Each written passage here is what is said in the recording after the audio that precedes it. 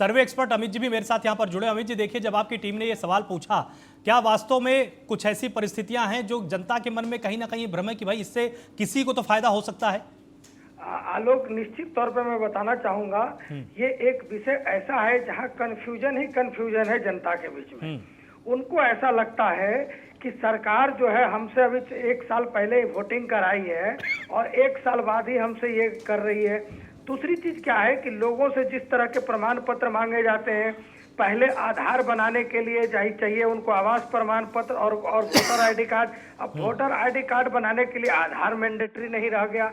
आधार की खत्म हो गई। जिस आधार से उनका कहना है कि हमको सरकारी योजनाओं का लाभ मिलता है, वो योजनाओं का लाभ कैसे मिलेगा जब आधार की मान्यता ही खत्म कर देगी, वोटर आईडी कार्ड नहीं वैलिड रहा तो। दूसरी चीज क्या है आलोक जी, ये प्रक्रिया बहुत अच्छी है, इसमें कोई डाउट नहीं कि एसआईआर होना चाहिए, लेकिन गलत समय पर ये हो रहा है, ऐसा लोगों का मानना है। और देखिए, बिहार में आज भी देखिएगा ना तो साक्षरता जो है और गरीबी, ये दोनों मामले में बिहार जो है बहुत सारे वहाँ पे अल्पसंख्यक है, बहुत सारे जो है अति पिछड़ा वर्ग है जिनमें कि अवेयरनेस का अभाव है। तो उनको ऐसा लगता है कि कहीं ऐसा ना हो कि प्रमाण पत्र के अभाव में मेरा नाम कट जाए, या उनके घर के बच्चे यदि लुधियाना, महाराष्ट्र, कहीं सूरत में काम कर रहे हैं तो उनके मन में एक भय है। तो उनको ये लगता है कि कहीं ऐसा तो नहीं कि सरकार अपना चुनाव जीतने के लिए मेरा नाम कटवा देगी, तो सरकार को मेरे वोट की जरूरत नहीं है। देखिए, बहुत सारे वोट गलत भी होंगे, इसमें कोई डाउट नहीं, और चुनाव आयोग का काम है कि वो समय समय पर इसकी जांच करे कि जो गलत वोटर हैं उनको वोटर लिस्ट से बाहर करे, क्योंकि कई लोग ऐसे होते हैं जिनका दिल्ली में भी वोट है और बिहार में भी वोट है, तो ऐसे लोगों का नाम तो डेफिनेटली उससे हटना चाहिए। लेकिन डर इस बात का लोगों में बैठ गया है कि कहीं मेरा नाम तो नहीं हट जाएगा।